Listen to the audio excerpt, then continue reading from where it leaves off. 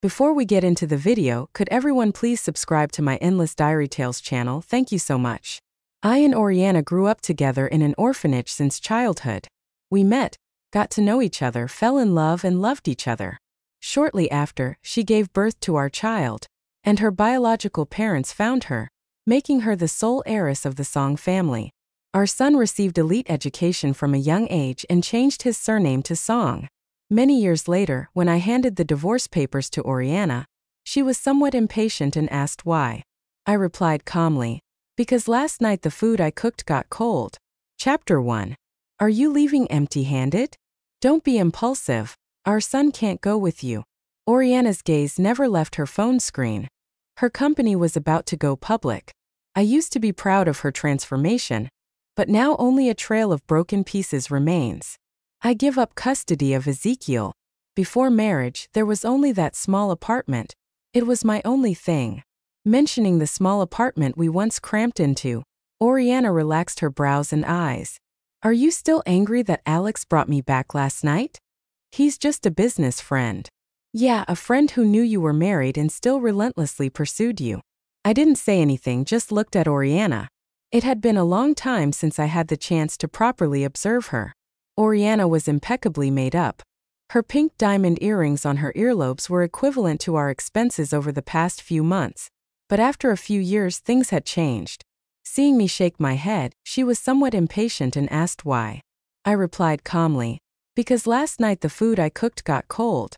Before Oriana was taken back by the Song family, I was a full-time short story writer, and my only hobby was cooking. Oriana studied finance. Her initial salary was low, and it was tough for her. She often skipped meals because she was too busy. I packed her meals every day and delivered them to her. She always said it was the best food she had ever eaten. Later, Oriana Lee was found by the Song family. She insisted on keeping the Lee surname and was determined not to divorce me. I continued as usual, preparing 3 meals for her. In the first year, she told me she wanted to eat my cooking for the rest of her life. But after a few years, she was sent back drunk by a suitor. I took her from the man's shoulder and urged her to eat something to fill her stomach. Looking at the food I had made, she said with disgust, "The family has a chef. You don't need to make this every day. Why don't you go to the company when I tell you to? Are you that idle every day?"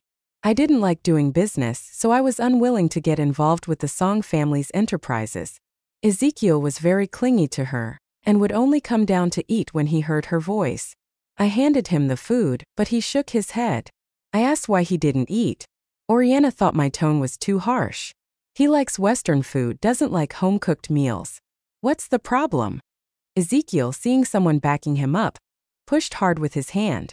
The porcelain bowl shattered, the soup scalded my arm, and Oriana hugged the child softly, comforting him. Then she turned her gaze to me again. "Just have someone clean it up. I'm tired." Chapter 2. Looking into Oriana's puzzled eyes, I didn't bother with many words. In her eyes, perhaps only the flow of millions of funds now counts as something significant. And Ezekiel was even more indifferent to it. He had been exposed to elite education since childhood and had more than once yearned for a more impressive father. A man who could make waves in the business world. At least not someone who likes to cook in the kitchen. Under the daylight, Oriana finally noticed the burn on my arm. She called Ezekiel over. "Dad was injured last night, go comfort him quickly." Ezekiel was adept at various speech competitions, but in front of me, he always refused to speak. I didn't have a father and thought that giving enough care would earn my child's love. But the truth proved I lacked that talent. Ezekiel only looked at me coldly, except for a few times when he babbled "Dad" while learning to speak. In the end, I never heard him call out, "You're not worthy to be my father." Oriana pinched Ezekiel's nose as a punishment. The house on Old Street is too dilapidated, and it will take some time to complete the paperwork. You can stay here for now. Didn't you love the set of kitchenware I gave you the most? It's not easy to take it away. Last night I had already packed up the things, just one suitcase. If no one is using that set of kitchenware, just throw it away. After I replied, I suddenly found it amusing. Song family's meals are all specially prepared and delivered by someone. If it weren't for me, this residence wouldn't have needed to consider a kitchen. nor would it have an expensive set of kitchenware. Are you going back to Old Street? I'll have the butler take you. I refused, looked at mother and son, and smiled as I said, You two are allergic to many things. When you have time, call the family doctor for tests and inform the chefs. After saying that, I turned and left without looking back at the two people I once loved most in this world. Chapter 3. I didn't go back to Old Street directly. I went to the orphanage where I was born and raised. Oriana had also discussed coming here with me, but the Song family might have thought it wasn't prestigious enough, so they kept postponing the plan. Over the years, I had been donating a portion of my writing fees to the orphanage. As soon as I walked in, the director recognized me.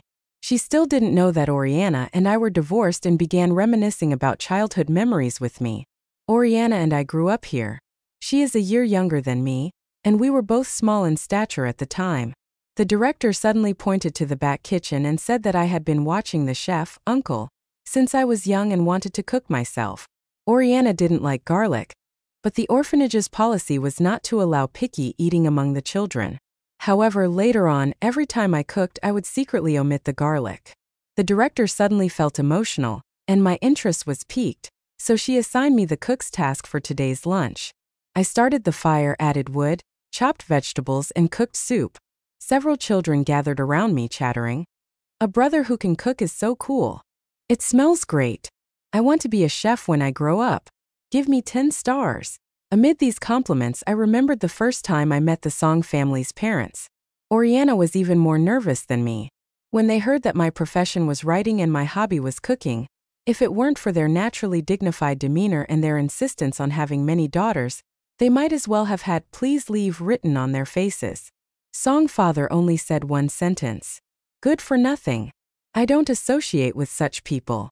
News spread quickly within the circle, and Oriana suddenly gained many relatives and friends. Every guest who came to our home would joke with Oriana when they saw me cooking. Your husband is really rare. He can cook. Alex also frowned and expressed concern for her. Oriana, doesn't your husband have a smell from cooking? Can he sleep well at night? With so much teasing, Oriana couldn't keep it up on her face anymore. But she still considered my pride and only gently told me, when friends come over, let the staff cook. The Song family can afford to hire chefs. Ezekiel was also influenced. My dad isn't just a lousy chef who only cooks. How embarrassing. My dad should be a great hero. I stayed at the orphanage for a few days and then returned to my Old Street residence. Suppressing the memories that were everywhere, I began to clean up my things. When Oriana was taken back, the Song family instructed us not to bring anything, assuring us that they had everything needed for the child. All the furnishings in the old house were frozen in time on that day. I initially thought it was like winning the lottery, but it turned out to be the wake-up call from my sweet dreams. After clearing out everything related to Oriana, I took a nap and only woke up around noon. I discovered more than a dozen missed calls on my phone, all from Oriana. While I was going through my phone, a call came from an unfamiliar number. Hello, are you Ezekiel's father? I'm Ezekiel's homeroom teacher. The child refused to eat the school cafeteria lunch today, saying that his father usually packs his meals. There was a pause on the other end, and the caller politely continued, Did you forget today is the first day of school? I frowned, not understanding what Ezekiel was up to. Ezekiel attended the best elementary school in the country, where the cafeteria not only focused on taste, but also on nutritional balance. Moreover, several times when I packed his meals, he brought them back unchanged. Hello, teacher. He doesn't need the meals I prepare. In the future, our family chef should take over his diet, I replied calmly. I added, I am no longer Ezekiel's father. For his matters, you can directly contact his mother. Please don't disturb me anymore. Perhaps the teacher had her phone on speaker because Ezekiel was standing nearby, listening clearly. Upon hearing a startled voice from the other end, Ezekiel, don't run away. The teacher quickly apologized to me before hanging up the call. I recalled my own childhood and realized there was no such thing as an inscrutable adolescence back then. However, Ezekiel's emotions had actually been quite stable all along. His grandparents didn't want him staying with me and would take him back every summer vacation. Ezekiel's attitude towards me grew increasingly cold. In the beginning, he would ask me, "Why do you always do menial tasks? Don't you think you're wasting your time and potential? Why do other uncles fly planes while you just cook at home?" Eventually, he no longer wanted to communicate with me. The only updates about him came through the parent group chat. He was indifferent to it, and several elders from the Song family were pleased to see Ezekiel distancing himself from me. I hung up the call and went shopping at the mall. Just as I was diligently comparing prices, Oriana called. "What did you tell Ezekiel?" "He refuses to eat. Can you come back? The child still needs you." I then heard a deep male voice. "Let's take Ezekiel to my newly opened Western restaurant." Oriana seemed to be distancing herself from him, and with no one else around, she continued, "That was a business partner. Do you know where my allergy medicine is? The chef doesn't know I'm allergic to carrots." I could tell from her voice that she was somewhat aggrieved and helplessly frowned. "Oriana, if you can't find it, order online or have someone buy it directly. It would be faster than waiting for my call. I asked you to have a doctor test the allergens for you and Ezekiel, because I don't want this situation to happen again." Oriana was silent for a moment. "Can you send your recipes to the chef? Great-grandfather misses your cooking very much. Are you ignoring Ezekiel's family duties? I'm usually busy at the company." Mentioning great-grandfather immediately softened my heart. He was the only elder in the Song family who supported me and truly enjoyed my cooking. However, I didn't want any more entanglements with the Song family. Home-cooked recipes are available everywhere online. "Oriana, the child doesn't recognize me as his father. You know this well. I want to start my own new life. Please don't bother me anymore. Let's each be well." Before she could finish, I hung up the phone and blocked her number. With such interruptions, I didn't want to continue selecting kitchenware either. An indescribable fatigue weighed on my heart. I took a shower and fell back into a deep sleep. Chapter 5. Perhaps because too many things had happened recently, my dreams were bizarre and surreal. I dreamed of the orphanage in corners unseen by teachers, where silent bullying occurred. I saw Oriana being protected by me from behind, desperately trying to help me fight back. I thought of the night our child was born. I had never believed in Buddha. Kneeling at the entrance of the operating room, I hoped to exchange my life for her safety. Waking up in the middle of the night, heavy rain was pouring outside the window. Rain always seemed to be writing poems and composing music for memories. I remembered a winter night in my sophomore year when I came out of the library. Oriana ran up to me, her face flushed against the backdrop of heavy snow. She handed me a roasted sweet potato she had been holding in her pocket, urging me to eat it slowly. I bit into a hard object and pulled out a DIY ring. Oriana's eyes sparkled, brimming with uncontainable love. "Let's give each other a home." There wasn't a single word love, but it was the most beautiful confession I'd ever heard. Later, I prepared a real ring, a small diamond embodying all my love. On the day we returned to the orphanage to visit the director, I proposed to her. After that, I worked desperately to write stories and bought this small house. We lay together in our own home, whispering sweet nothings. 4 seasons, 3 meals a day, 2 people under one roof, we were lovers and family. When we found out we were having a child, we couldn't help but embrace and shed tears of joy. Oriana was under a lot of pressure, and after getting pregnant, she was partly let go from her job. I handed all my writing fees to her so she wouldn't have to worry about living and could focus on her pregnancy. She felt sorry for my repetitive typing, which led to tendinitis, and massaged my hands every night. I vowed in my heart to work harder to protect them for a lifetime. As our child was about to be born, the doctor jokingly asked me, "Do you want a boy or a girl?" I wanted a girl, preferably one who looked a lot like her mother, to give her the greatest love and warmth to make up for our gloomy childhood at the orphanage. The birth of our son didn't leave me with much regret either. I thought having a boy was great too, growing up to protect his mother alongside me. Chapter 6. When our child turned 1 month old, Oriana told me that her biological parents had found her and wanted her to return. She had been abducted as a child, and the Song couple had never had another child, dedicating their lives solely to finding her.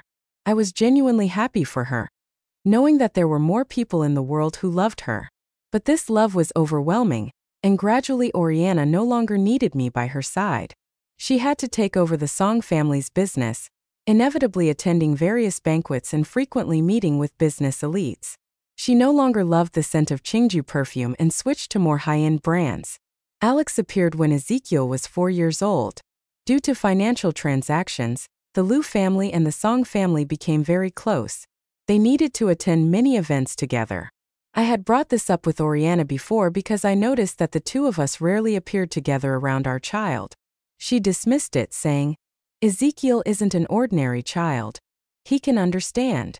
I pressed further, but Oriana blamed me for overthinking and not understanding her. Financial dealings are inevitable. Don't be insecure and overthink. That single remark left me speechless. Once, I wrote a short story where the male protagonist assumed that his secretary was always by his side. Oriana held my face, leaving a deep kiss on my forehead infused with her warmth and her pure and passionate attitude towards love. If you're like this scumbag, neglecting the people around you, then go sleep on the sofa. I smiled and obediently agreed. The rain outside the window gradually lessened. Dawn was approaching. Chapter 7. I returned to the life I had 3 years ago. Writing, working out, and continuing to hone my culinary skills. While I was showering, someone suddenly knocked on the door. Wrapping myself in a bath towel, I faced an unfamiliar person. "Sir, hello. I am the chef responsible for the meals of the Miss and the master of the Song family." Instinctively, I wanted to close the door, but the person quickly pressed their foot against it. "Sir, I've come to seek your culinary expertise. The Miss and Master aren't accustomed to others cooking and have lost a significant amount of weight. Also, the elderly gentleman is seriously ill and would like to try your cooking." Taking a deep breath, I wiped my wet hair. "You don't need to call me sir. I'm not your employer from the Song family. Moral coercion won't work.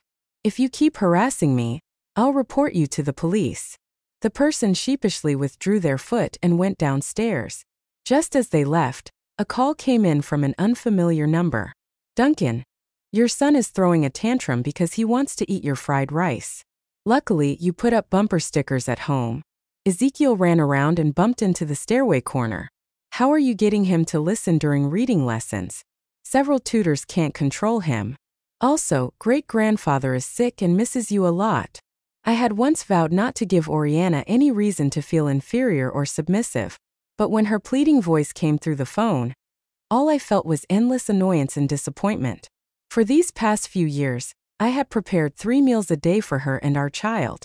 I ignored the rumors, never thinking that housework was only a burden for women or servants.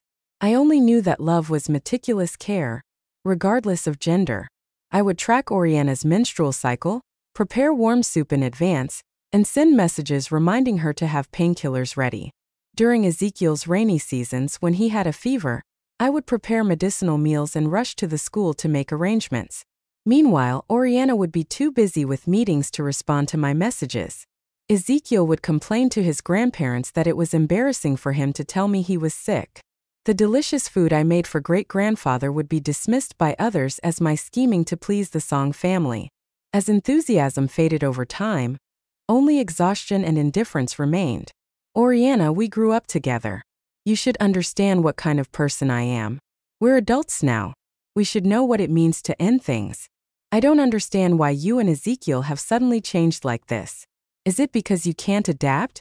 Keep some dignity and decency for yourself and set an example for our child. Don't bother me anymore and don't make me look down on you." There was a moment of silence on the other end. I lost patience and hung up the phone. Chapter 8. People from the Song family would occasionally come to harass me. I had grown tired of these inexplicable tests.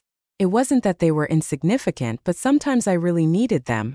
The world doesn't require anyone's presence. Life can go on without anyone. This clear realization made me decide to sell the property. I wanted to use the money I had saved to explore the world, to experience various cuisines. Sweet in the south, salty in the north, spicy in the east, and sour in the west. I wanted to try them all and uncover the cultures behind them. In the eyes of the Song family, valuing food seemed like something shameful. At a family banquet, I quietly suggested to Oriana that we could take Ezekiel to try local delicacies. Oriana frowned. "His programming classes are fully booked. Don't let him go astray. If you want him to eat something, Just have someone buy it or hire someone to prepare it. Songfather snorted. Focusing only on eating every day, what prospects does that lead to?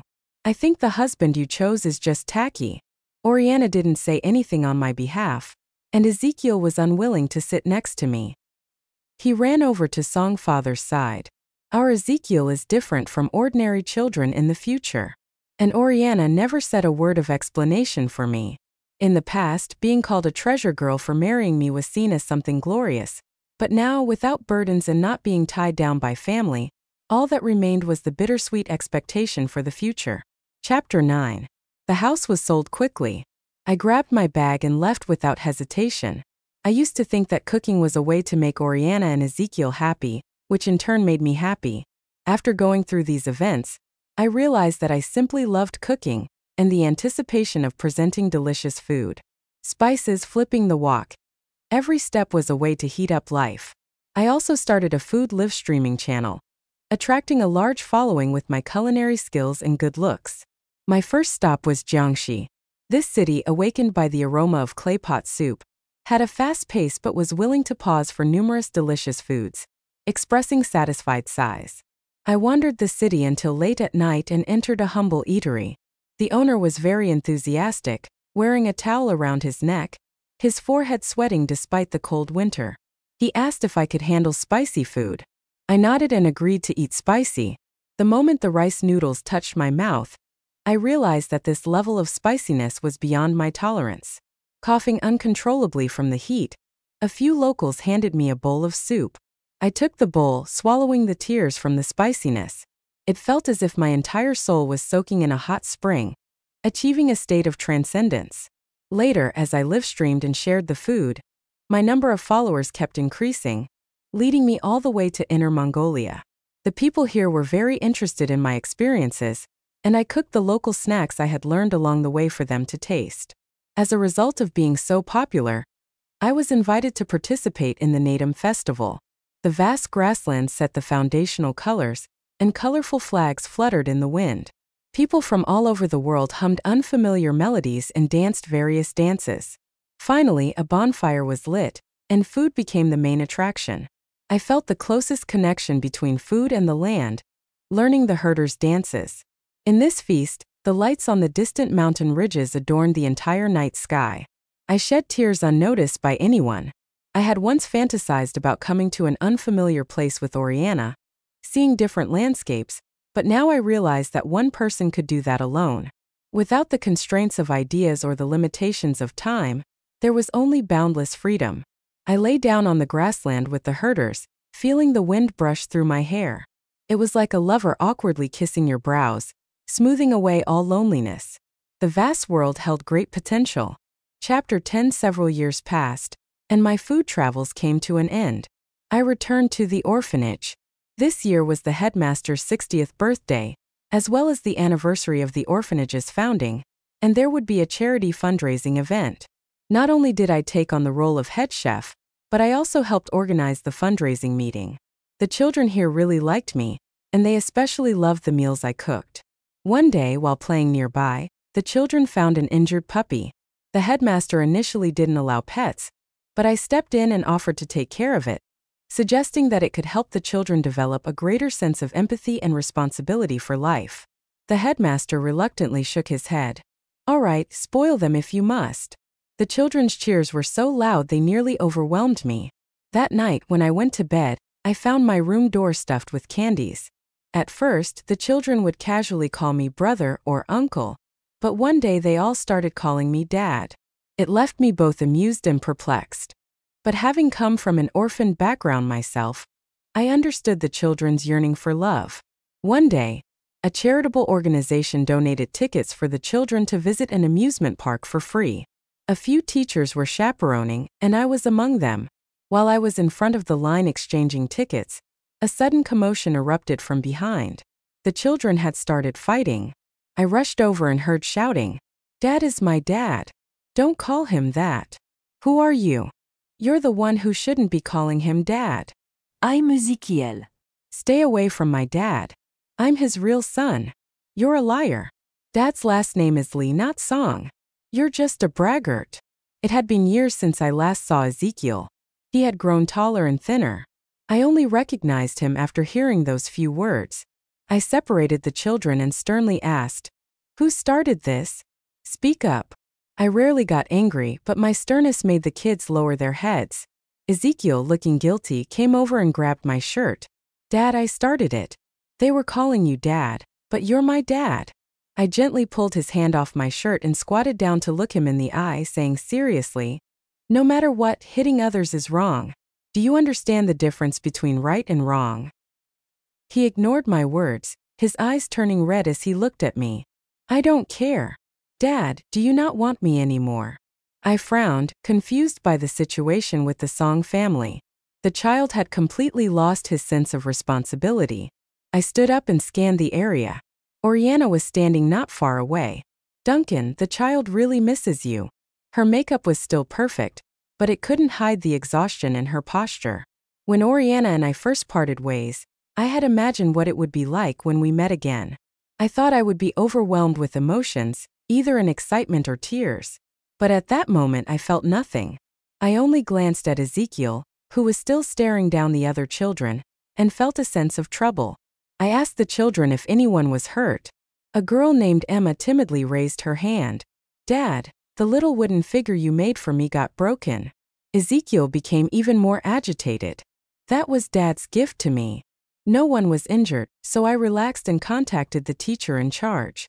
I reassured Emma that I would make her another wooden figure just like the one she had, plus an even bigger one to make up for it. Emma, satisfied, joined the others and happily went on her way. Chapter 12. Ezekiel was still causing a scene, and Oriana couldn't handle him on her own. You walked over. "Ezekiel, it's been years and you've really let me down." Ezekiel hadn't expected to be reprimanded right after seeing me. He stood there stunned. I continued looking at the boy before me. "You were wrong to hit someone first, and even worse for not apologizing when you broke someone else's belongings. Most importantly, you lied. You threw away the wooden figurine. Don't you remember?" The wooden figurine was a toy the headmaster had taught me how to make, and I had also made one for Ezekiel. One morning I found it in the trash can.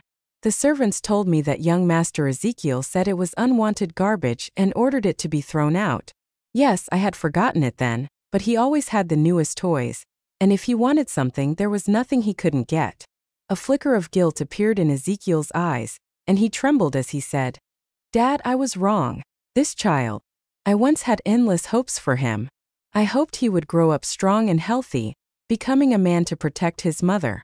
I stayed up all night caring for him when he was sick. But now, his importance to me was no greater than any of the children in the orphanage." Maybe it was the coldness in my eyes that he understood, for he stepped back behind Oriana. Chapter 13. I went back to the orphanage to prepare dinner for the children. To my surprise, Oriana and Ezekiel showed up at the dinner table. "I didn't prepare dinner for you. You'll have to take care of it yourselves." Oriana's eyes looked hurt as she asked, "Is it really so difficult to add 2 more sets of utensils?" I replied, "The orphanage is short on funds, don't you know?" Oriana fell silent, and Ezekiel stared hungrily at the other children's food. The headmaster, sensing the tension between us, discreetly called me outside. From the headmaster, I learned that the Song family had been sponsoring the recent activities and outings for the children. Considering the children's happy smiles these days, it seemed only right for me to cook a meal for them. Since both mother and son were sensitive to many foods, I simply made some egg noodles for them. Ezekiel ate quickly, finishing his bowl in just a few bites. But Oriana only stared at her bowl of noodles, not eating. Ezekiel looked at her plate with longing. "Mom, if you're not going to eat that, can I have it?" He repeated it twice, and Oriana finally responded, tightly covering her bowl. "No, this bowl is mine. No one can take it. This bowl is for me. No one can take it." Chapter 14. The summer at the orphanage was hot, and to save on electricity, the children squeezed into one air-conditioned room. Ezekiel wanted to sleep with me. "Dad, all those stories you used to tell me, I can't find them online. The mouse who stole corn, did it ever get through that big door?" I gave him a confused look, wondering if he had suddenly changed somehow. Why was he suddenly so interested in those old stories? I still remember that one family dinner when Ezekiel had disappeared. I went looking for him and found him with Alex. The two were holding hands like a real father and son. "Mr. Alex, your adventures are so cool. Way more interesting than the stories my dad tells. I should be your son instead." Alex chuckled, his eyes full of sincerity. "Sure, as long as your mother agrees." Ezekiel clenched his fists. "Mom will definitely agree. She thinks that man is useless." These memories came flooding back at the wrong time. I held up a hand, signaling for Ezekiel to be quiet, ignoring the hurt in his eyes. I motioned for him to follow me since other children were resting nearby. I found Oriana and asked, "Has your life script with Ezekiel finished?" "Oriana, you know what it's like to leave here. You know how hard it is for the teachers at the orphanage, and now they have to spend energy taking care of you too. Don't be so selfish. Take Ezekiel back soon.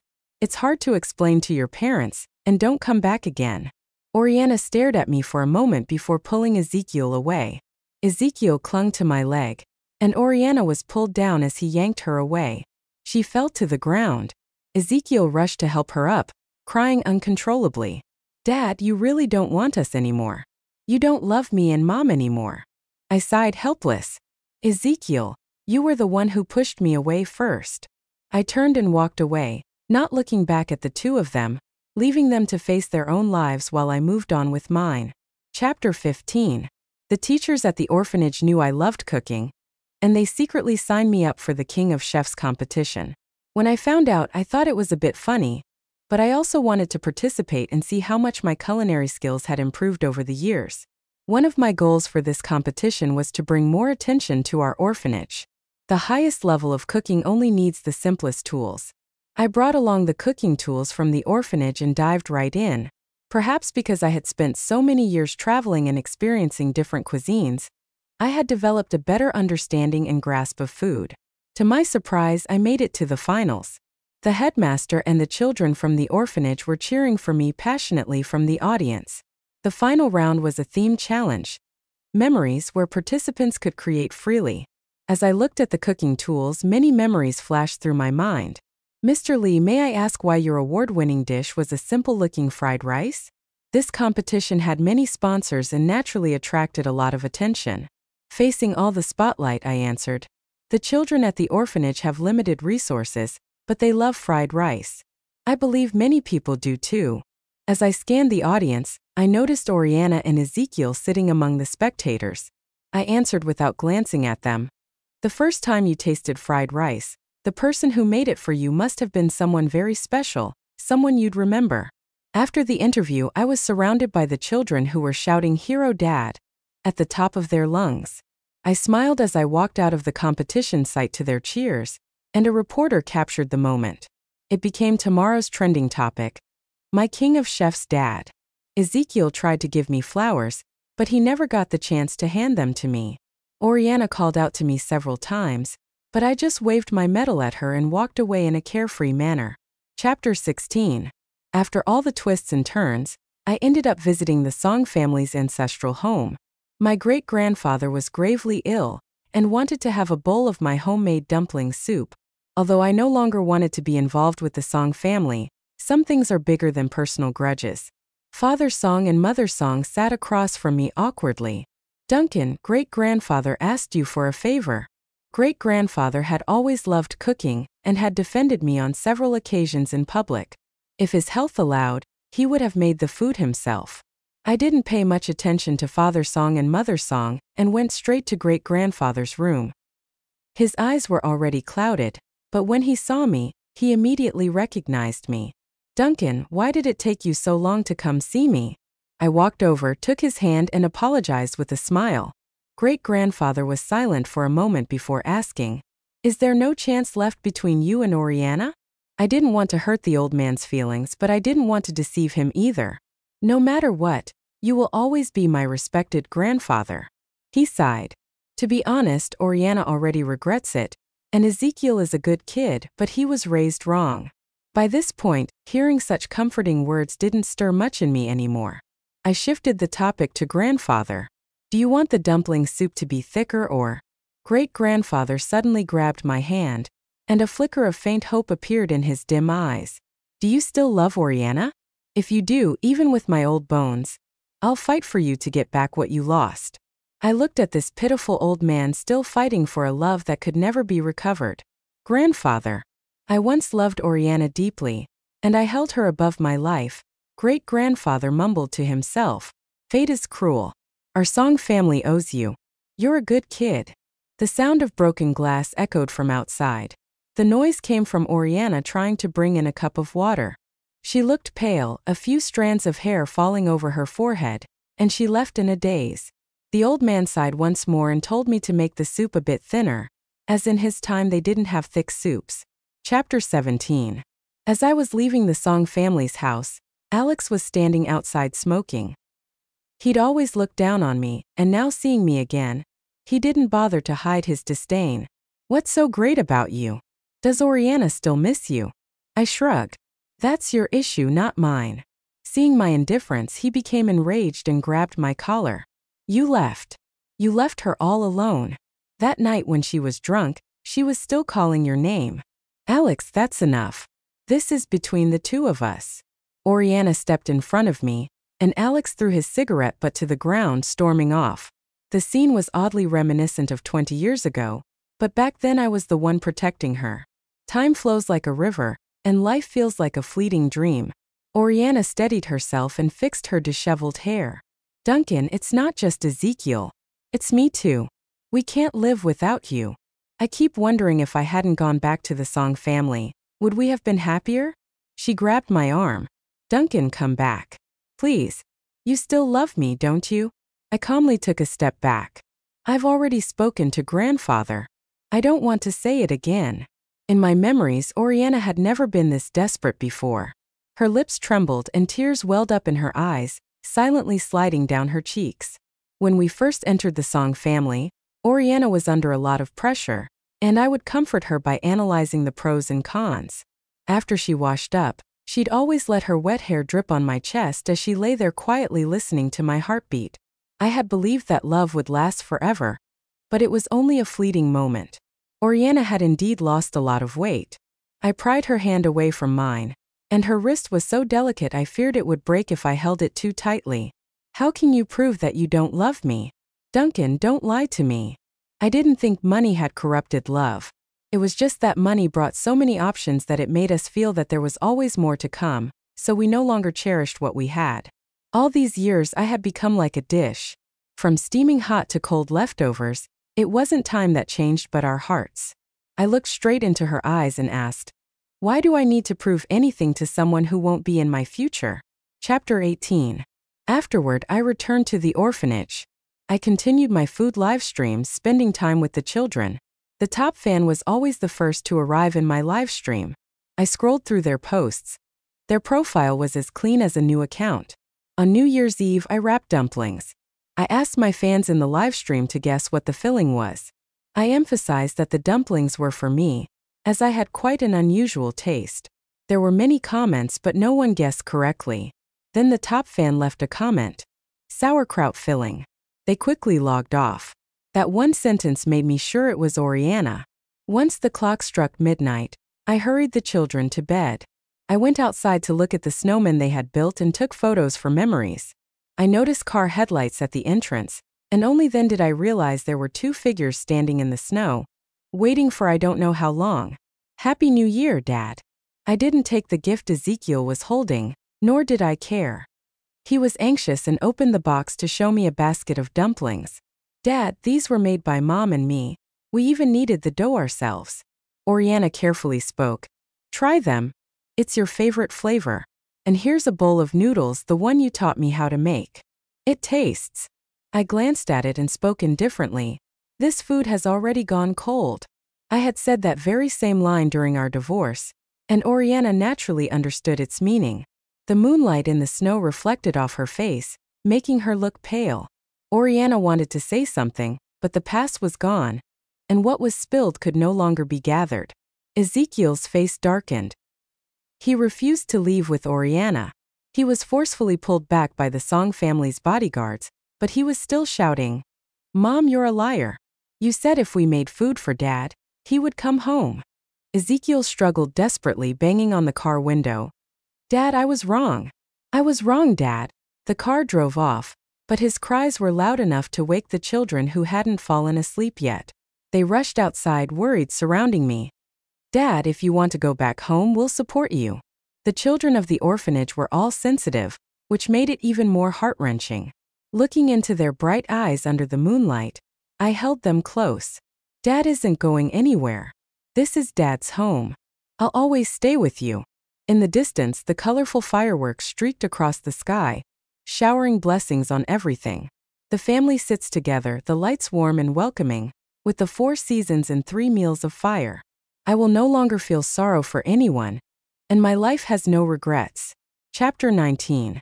Ezekiel's Epilogue. The thing I regret the most is saying to my father's face, "You don't deserve to be my dad." After I said that, my father's expression was calm. There wasn't even a hint of disappointment.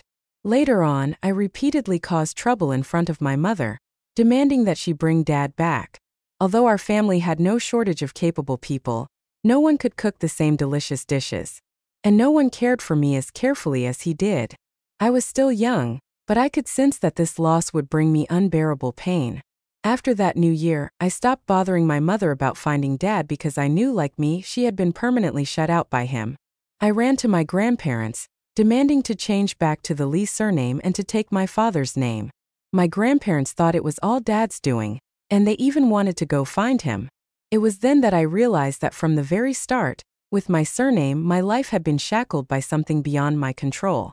I threw myself into studying, trying to grow, hoping that one day I could stand on my own and find my father, to prove that I wasn't the same naive child anymore. But my father was heartless, and he didn't leave me any chances. The year I came of age, my father suddenly collapsed at the orphanage. Mom got to the hospital before I did, and when I hugged her, I noticed how much more white hair she had. If it weren't for my support, she would have been powerless, collapsed on the floor. The doctor came out and shook his head. At that moment, I realized clearly. My mother and I would spend the rest of our lives numbing our pain with memories. Mom's face was ashen, no longer showing the spirit of a corporate president. She hunched over and in a breathless voice asked, "Why? Why so suddenly?" He was still so young. The doctor removed his mask and sighed. Did the patient suffer a head injury in his younger years? The blood clot caused pressure, and now it's erupted as a medical condition.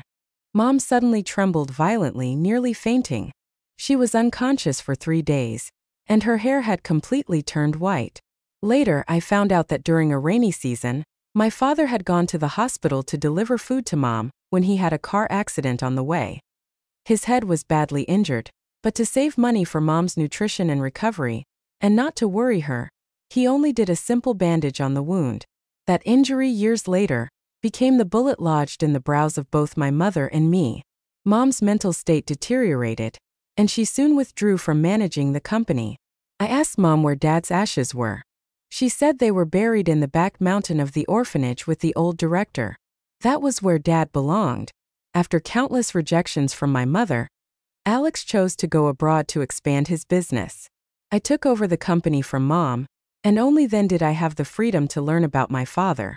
Dad didn't know, but that year in the King of Chefs competition, the fried rice he made was eventually bought by Mom and taken away. After his divorce from Mom, Dad never lacked admirers, but he never remarried. I think he truly gave all his love to Mom and me, and because we didn't cherish it, he was unwilling to try love again. Mom bought back the small house they had lived in, despite my grandparents' objections, and settled there.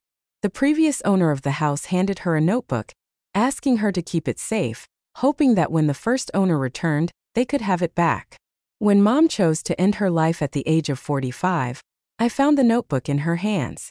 I discovered it was my father's diary with many pages, a few of which had been circled in red pen by Mom. "This is the diary Oriana gave me. I will cherish it.